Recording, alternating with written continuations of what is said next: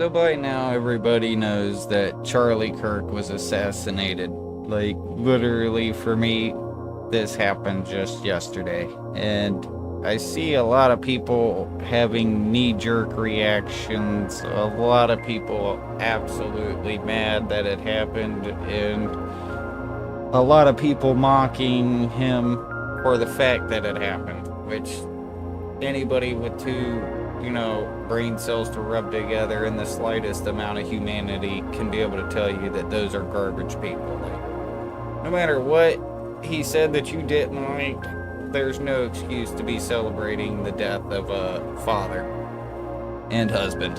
Like, that's just totally disrespectful, but we need to remember the best parts of Charlie. And to be honest, like, he would not want people to be trying to go out there and fight for him. He'd want people to talk it out and try to move past this in a non-violent way. Trust me, I totally understand the knee-jerk reaction. Like, me personally, like, the way I feel about it is I kind of feel like there should be some kind of retribution for this. But logically, I also know that that's not the way we should go. Like, especially not if we're going to honor the memory of Charlie Kirk. So, I'm gonna put together some of the best clips I've seen of Charlie debating people. And this is going to be more or less my memorial tribute to him. And hopefully people can honor his memory by not becoming insanely, just... Don't be violent, like, honor his memory, and let's resolve this in a peaceful way. I go around universities and have challenging conversations, and because that's what is so important to our country, is to find our disagreements respectfully, because when people stop talking, that's when violence happens. So I do not have hate for a group. I do not have hate for a people. I have hate just for so I can get it on my camera. So Instagram, don't worry, we got plenty of cameras, but yeah. But yes, so you do not hate the LGBT community, and Turning Point is not against LGBT. No, how could I hate that which I have a heart for? Thank you. And I might not agree at that for some of the lifestyle choices that some people make. But of course not. And if someone said, Charlie, what's your view on marriage? I say, I believe marriage is between one man and one woman. But if you ask me, what do I have hate in my heart for somebody that doesn't choose the lifestyle that I believe that God laid out in the scriptures? Of course not. So you're obviously like a professional political pundit. You've had years of training, you have all this money worth of resources behind you. You have a PR team, you got security here. So like, why do you, as like a professional pundit, think it's fair to come to college campuses and debate like college freshmen? Like, doesn't that seem like kind of unfair to you?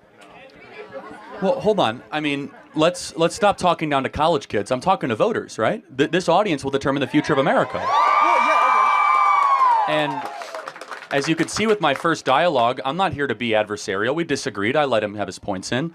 And as far as the fair standpoint, I have no notes. You can go bring a professor. Why don't you go bring a professor and bring him up to the mic? Okay. Why don't you go find 5 professors that have PhDs? I didn't go to college. That's a fair fight, right? By the way, you guys are in college. I graduated high school. Okay. I mean, like, you come here, you say, this is not adversarial, but, I mean, on the text message you sent out, it says, come to the debate. You have this sign that says, prove me wrong. It seems like you like, want this, like, debate to happen so you can put it on YouTube and upload a clip of you dunking on the libs or whatever, dude. It seems like a grift is what it seems like to me. Okay, but hold on a second. Don't you agree that more speech, not less speech, is better for a free society? Sure, I agree with that, yeah. But I would agree that, like, on this basis, it just seems like it's like disparate levels of like resources. You know what I mean? It doesn't seem to me. It seems like kind of disingenuous in you coming here because it seems like you don't really like want to have this debate. You just want to like dunk on people, bro. Well, let me see. I mean, so you're trying to play into my intentions though. So why am I here? I'm here to support our Turning Point chapter. I'm here to help Tim Sheehy to defeat John Tester, as I said, which there's a lot of support for that. And we're gonna have dialogue and disagreement. And yes, I've been doing this for quite a while, but you could also go phone a friend. Go bring 10 libs. You can all have your phones, and you could debate me, and I'll have no notes, and we'll see who wins. In fact, I just debated 25 college kids by myself and actually went pretty well. So, yeah, I mean, I'm not sure what your point is here. This is a free speech event. You could bring whoever you want. And also, You don't have to come up to the mic. I was just asking you, dude. Like, Yeah, and that's it. So if there's a point of disagreement, we can do that. But last thing I'll say is this: don't think so low of college kids. You feel proud of yourself for debating college kids who are unprepared to speak in front of an audience like yourself. Hold on. You're 30 years old. We can agree you're 30 years old, right? Do you think that's a little bit silly? Are you a voter? I am a voter. I'm a so registered voter. I vote and you vote. So I'm talking to voters of this country that will determine the future of Western civilization. That's what I'm doing here today. Yeah? Wait, hold on. How is it any different than a professor talking to you? Then a professor talking to you? Who are you? Well, important enough for you to come up to a microphone. Actually, when I first saw this ad, I thought it was like an improv comedy thing. It looked so ridiculous that I didn't even think it was real. Well, no, you could see. Look how popular Trump is on your campus. How does that make you feel? That's not comedy. That is a 5-alarm fire for Kamala Harris because she's probably going to lose Pennsylvania. Look. But no, I just want to be clear. Is there something wrong with talking to voters? No, there's nothing wrong with talking. Well, that's to what we're voters. doing here today. It's an open mic. I think that you push a dangerous agenda. Such as? Your stance on abortion rights, for example. Here we go. Okay, so let me ask a question. What is your name? Jean. Jean. And what is your understanding of the current Republican Party's stance on federal intervention in abortion? Well, I know that they want to bring it back to the states, right? So it sounds like you do know that the Republican Party's current stance on abortion is they're against a federal ban on abortion. I do And we're understand talking about that, a yes. presidential election as the Yes. important election that we're talking about here. I understand that, yes. Great. So, again, I think this open dialogue is great. I think it's great you're here challenging Charlie, and I think it's great that he's willing to travel campuses across this country to talk to the next generation. We need more conversation. Now, where's the disagreement, though, on content? Because you could criticize style or why you're talking to people Listen, or dunk on someone personally, but where do you actually disagree with I the agree substance? with the way that you edit content and specifically frame it so that people look bad talking to you. The way that you edit your content. we post unedited content. When I hear about like the Haitians in Ohio, closer, yeah, taking over cities, and the thing about eating people's pets, I don't know if that's true. It is true. But I was wondering if you could speak a little bit on that specifically, and I'm kind of torn on the election, so if you could also speak on if we have more instances like that in the future if Kamala Harris gets voted. Yeah, it's a great. First of all, thank you for coming up to the mic. And I want to try to win you over as a liberal for Donald Trump. So you're going to give me a chance, okay? I will, sir. All right, okay. That is a true open mind. So I appreciate that. Number one, we have accepted 5% of the Haitian population in this country in the last couple of years. I have nothing against Haitians. I know some Haitians. We can all agree when you accept 5% of any country's population, in addition to all the other mass migration we have, it's too much, it's unsustainable, and a government must start from this core premise. It must have an obligation to fulfill a better life for its own citizens before it opens its border to non-citizens. It's a very, very basic, fundamental thing. And as I said earlier, everybody in this audience is seeing their future worse off than their parents for the first time since George Washington.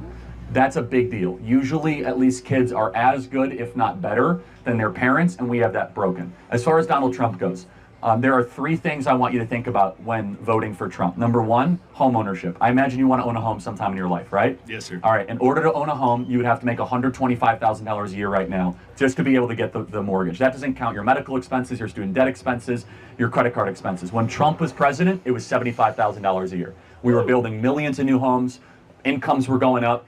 Why is it that the housing prices have gone up so much? Because Kamala Harris and Joe Biden have spent $6 to $7 trillion of unnecessary federal spending, flooded the zone with these trillions of dollars, which have inflated asset prices. Number 2, as a liberal, I imagine you don't like war, right? You don't like endless war. Under Donald Trump, it was the first president in 40 years where we had no new wars. No Iraq war, no Syrian war, no Russian-Ukraine war. Under Joe Biden and Kamala Harris, we have the Russian-Ukrainian war that we've spent $250 billion on. We have the terrible situation in Israel and Gaza. I'm very pro-Israel. We can all agree, though, not a good situation there, right? Not favorable. It's just bad. A lot of human suffering, not good to witness. Under Donald Trump, none of that happened. In fact, he brought peace to the Middle East. We had the Abraham Accords, and we had a stable international circumstance. The final thing is the border. Under Donald Trump, the southern border was the most secure it was in American history, with border crossings at an all-time low. Under Kamala Harris, 10 million people have come across the southern border into this country. We have no idea who they are. They're coming into our communities. Crime is increasing. They're eating ducks and geese and cats in Springfield, Ohio. And that's just like a silly example. It's totally true, by the way. Why? Yeah, go ahead. Why?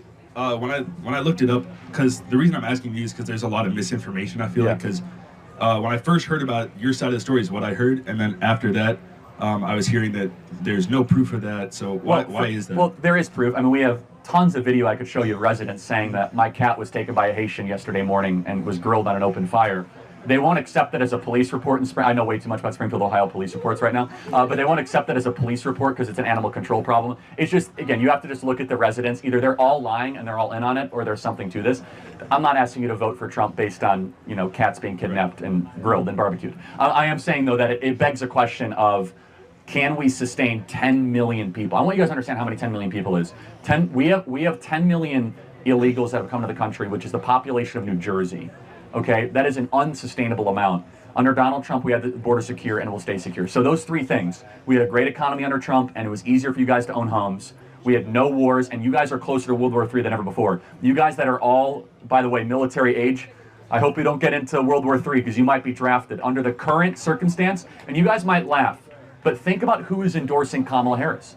Dick Cheney, Leon Panetta, Liz Cheney. These are the warmongers of 20 years ago that got us into these wars. So I am not fear-mongering here, guys. The people that got us into these failed wars, by the way, this is 9/11 today, and we remember what happened on 9/11, and then we remember our terrible reaction on 9/11 when we decided to invade Iraq and Afghanistan. Let us never do that again. Let us never invade sovereign countries. Amen. And I think you would sympathize with that. I agree. And this is why we're seeing Bobby Kennedy, Elon Musk, Tulsi Gabbard, people that are card-carrying Democrats, vote for Trump and voice support for Trump, because what's happening at the Democrat Party is this very sinister combination. It's a party of censorship, it's a party of war, a party of open borders that is against actual traditional liberal values. I agree. So which way are you leaning? Can I get a hat? That's a good answer. Thanks, man. Oh. Hi. About that, well, first question, why can't marriage be allowed with two men or two women? That question got me. Yeah, so I mean, allowed and what it is are two different things. So again, just strictly from what marriage has always been is the idea of two separate parts coming in a union to be able to have, hopefully, a lifelong partnership to raise kids, adopt kids, or have kids, and to become better versions of themselves. It is the attraction of opposites. And so if you want to redefine marriage, that's fine, that's your contention, but I take a classical view of marriage. Based on, what is that based on what? The Bible? The natural law. Is that the Bible? Well, natural law is separate than the Bible, but it's harmonic with the Bible, that's correct. Okay. Because what would you say? What is the purpose of marriage? Marriage is like, I love you, you love me. Let's Got it. So let's get together. Can a 25-year-old marry an 8-year-old? No, Why? because that 8-year-old is not ready. They Got it. So at are some not point, adults. so then let's build out your definition more then. Love each other, but also what? What is the purpose? What is the destination of marriage? We are two adults. We love Got each it. other. Fair enough. Okay, we love each other. End of story. Well, let's give me another thing, and maybe I'll add to it. Okay, but is that it? Is it about union, partnership, friendship? What is I think it's just let's get our taxes good. Let's just get married. I don't think there needs to be some big crazy reason. I'm not attacking you. I think marriage is holy, and by holy I don't just mean in a religious sense. Holy means separate, meaning it should be elevated, it should be celebrated. It's something that is so above the rest, and you just think it's like a tax advantage, and it's fine because actually most Americans agree with you. Yeah. I think marriage is something where we should drop everything. Wow, two separate parts have just made a lifelong covenant with one another to learn about the other and to grow with each other, and it's difficult. And I think that we've lost that. I mean, I'm Jewish, and like in Judaism, there's the there's like the when you get married, the religious marriage, and then there's the government marriage. Like you have to get married twice, basically. So I think what you're talking about is probably the religious marriage, like with a priest. I'm talking about governmental marriage. I'm even talking about government. I'm just saying traditionally our governmental marriage, again, I'm in the vast minority of opinion in the country, this has been the classical view that it's a man and a woman coming together in something sacred and something holy or elevated. Again, that's not... I would say that's just a Christian marriage. It's not necessarily Christian. In Judaism, in traditional rabbinical Judaism, Orthodox, homosexual marriage is not recognized. That is true. So it's not Christian. In Islam, homosexual marriage is not recognized. Okay. So it's not just Christian. Okay. So it's Abrahamic. Abrahamic. All right, we agree. Why do we care if there's no father? I grew up without a father. I feel like I'm doing fine. I'm doing great. I'm in college. Like why are we so towards the father? Why does he need to be there so much? So just looking at, try to answer my question for me. Do you think, what kind of is there any time, and you're being very vulnerable and I appreciate that, when you were growing up, and maybe not, where you said, I wish I had a dad around? My mom says I did wish for that once, at a wishing well. But my mom was great. She supported me, your mom's a hero, provided for sure. me. No, I'm not. There's not a knock on single moms. Right. But was there ever a time maybe where a more masculine figure would have been helpful? I can't really, not off the top of my head. Okay. Like what? Can you give me an example of when a masculine figure would be helpful in my life? When a boyfriend might have broke up with you, and you didn't want to talk to your mom because she just didn't get it, and you wanted a strong, stable man to say you're beautiful. I think. I mean, I have. If my father was like, "You're beautiful," that'd be cool. But like, if my mom was also like, "You're beautiful," I don't really see a difference between like my mom saying it and my father saying it. Wow. Okay. Yeah. That's. I don't see the world that way, because there's being a father to a daughter, there's a very unique bond between a father and a daughter, where it's you fall in love again, but not romantic love. You fall in a different type of Greek love, which is called storge, which is a father-daughter love, where you have such affection for this incredible being, and your task is to shepherd that vulnerable, innocent girl through life all the way up until the marriage aisle, to kind of connect the two topics together, right? Wow. Where then you hand it off to another man, because women are worthy of protection. So you're saying, like, there has to be a man in the woman's life. The woman can't be, alone. No, there are exceptions, but it is a beautiful ideal. And when that ideal falls apart, now let's talk about the technical side. In the black community, when fathers are no longer around, crime goes up, poverty goes up. Because you'll understand this less, and a man in the audience who grew up without a father will totally get this. If it's just a mom in the house, the dad should come in and discipline the 14-year-old for acting like a brat. The dad comes in and he says, stop doing this. You need to be able to outrank the 14-year-old brat with another masculine figure. But don't you think that, like, there's a reason that a lot of the black community doesn't have a father, and it's because of systemic racism. It's because, like, black men are more likely to be in prison. Oh, yeah, so why do people go to prison? For, like, a lot of the time, it's because they're in poverty and they have no other way to get... Okay, so they commit crimes. Because Yeah, but so, wait, so wait... Why do they So wait, if you're commit crimes? So in poverty, we should give excuses for committing crimes? Yes, because if they have no... Like murder? I did not say murder. I said, like... I'm saying, like, if someone is stealing something because they have no money and there's no jobs... That's so interesting. So you think most crimes are crimes of necessity in the black community? I'm not saying most. So, like, gangbanging is, like, a crime of necessity? That I literally never said that. I'm saying, but like, you're making an argument of crimes of necessity. Like, they're so hungry, they can't handle it. I'm talking about, like, crime that has to do with, like, getting food, getting stuff that you need to live. Right, but we have food stamps for anyone that needs it, so that doesn't exist. We have subsidized housing for anyone that needs it, so that doesn't exist. We have free health care for any poor person that wants it, called Medicaid. That doesn't exist. We also have welfare, cash, for anyone that wants it, so that doesn't exist. So what is it they're missing that they need to go? Sorry about that. Well, the food, like a lot of food stamps might not cover all of what they need, and also housing is like there's not unlimited housing.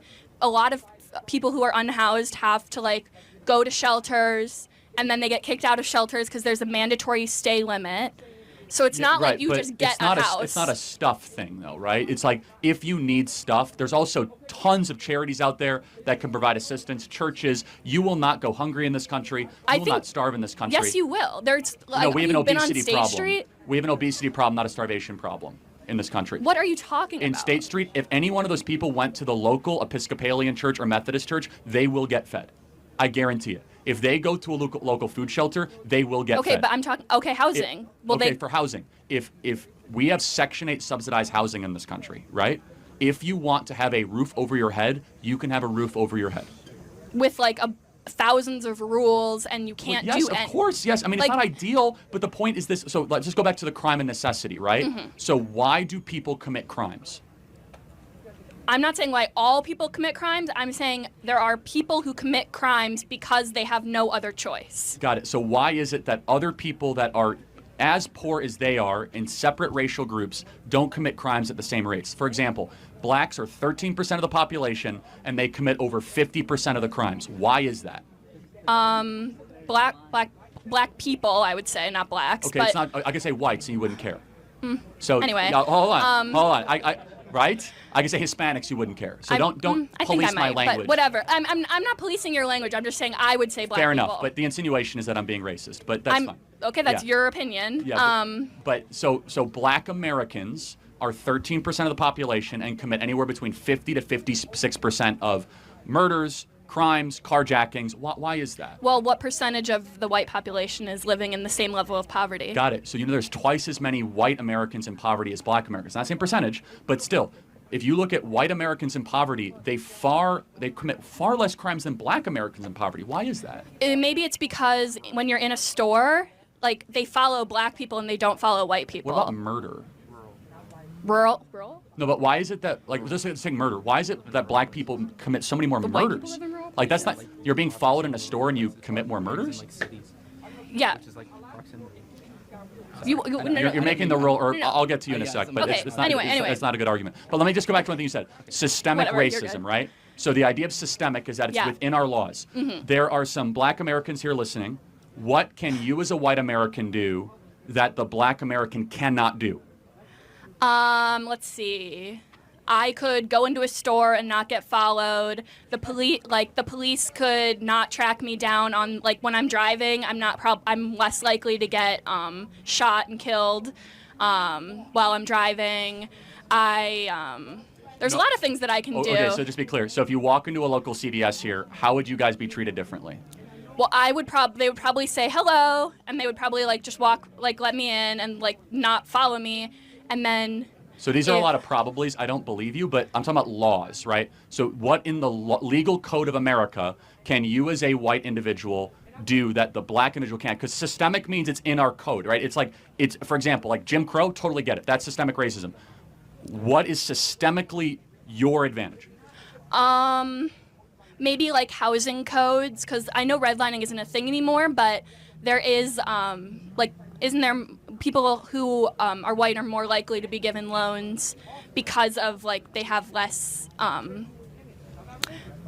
don't know, that's just it's back from redlining, it's a lot of the same stuff. So, I don't buy into any of that. So I just kind of go. You don't buy into redlining, or you don't buy into redlining. I don't buy any of that stuff that happens. In fact, it's the opposite. Loans are now given favorably to black Americans in certain cities over white Americans. Okay, but let's. So we think because redlining. I believe in. I know redlining existed. Okay, I don't debate that. Of course it has. But because of DEI and because of affirmative action, there's actually a preference given. But so let's go back to fathers, right? Okay, let's go back to fathers. So something happened to black America since 1965. So in 1965, so. You mean the war on drugs? Right. Well, so if that's your contention, that's fine. So in order to go to jail for the war on drugs, you have to be dealing drugs, right? Or you have to be caught with drugs. So if you don't which is one of the main jobs that you can have in a poverty-stricken. If there's no jobs, you're going to do drugs. I mean, you're going to trade drugs because that's the only option you have. It's such a difference in worldview. You're making excuses for criminals. Yeah, And what an insult to poor immigrants that came to this country that didn't commit crimes and worked 2 or 3 jobs and worked themselves out of poverty and didn't decide to go deal coke. Well, my father is a white immigrant from Poland, and he committed crimes, and he's fine now. So Did he go to jail? Yeah, he did. I thought there was systemic racism. I thought that doesn't happen very much. I never said white people don't go to jail. I said they go more, and you're saying that white immigrants are fine and they don't. No, I'm that's saying far that they less do. actually. I'm glad he went to jail if he committed a crime. I think it's terrible. Yeah, So, well- but at the core of it, we have a difference in worldview, right? My worldview is I'm not sympathetic to people that steal, that loot, and murder, because that's a values problem, and I don't like making excuses for people that do things that are obviously destructive. Secondly, we have a problem in Black America. The biggest problem is not racism, it's the lack of dads. If dads are around, kids flourish. And you know who agreed with me? Barack Obama. Barack Obama used to make this a central piece of his campaign. He came to this campus back in 2012, drew like a 100,000 person crowd, and talked about how we need to rebuild the black family and put dads back. Why doesn't the Democrat Party talk about that anymore? I'm fine with having No, fathers. no, I'm not against having black dads. For sure. I'm saying, but don't we agree? Has anyone heard that mentioned on the national scale in the last 10 years? Yeah, I mean, we've heard about Probably like, not. yeah, and Because why there's is that? bigger issues. No, there isn't. See, that's the issue, is that this is what makes us different. As a conservative, I focus on if you have family breakdown, don't worry about climate change, don't worry about systemic racism. All that stuff is like these crazy Well, abstractions. you can create family problems. Systemic racism creates family problems. If you take away black people from their families, then they're going to have Right. broken families. Okay, so, but that's interesting. How are you taking them away? Aren't they leaving? They're not staying with the women they're impregnating. So, for example, there are 13% of the population is black. Not every single person ends up in jail, obviously, and yet there's huge child abandonment because there's a cultural expectation that is different in Black America than in white America, which is it's okay to impregnate a woman and abandon her in Black America. It's not based on what? What is that based on? That's a good question. Where does it come from? It's just based on. No, I'm saying what is that like your view of Black America? Well, it's not a view. It's true. I mean, don't take my word for it. Look at Thomas Sowell and Shelby Steele that have done amazing analysis on this. It's that in black culture, that is not considered to be a stigma. In white upper middle class culture, for those of you that grew up in Waukesha or Libertyville or grew up in Hinsdale or grew up in Naperville, you guys all know those neighborhoods. If you impregnate a girl, a woman, and you just like abandon her, that's frowned upon. That is a social stigma in upper middle class white culture. And it's not in black culture? No. In fact, it's glorified by the rap culture. It is.